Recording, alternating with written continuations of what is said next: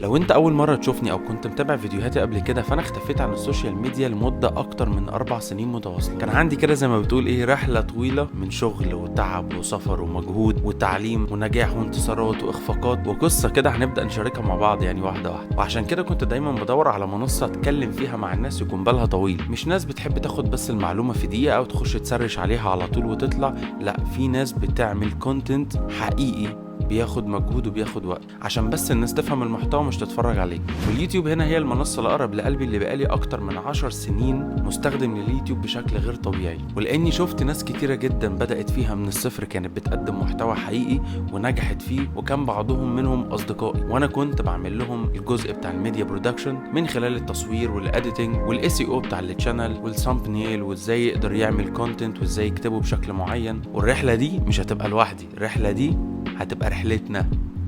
سلام.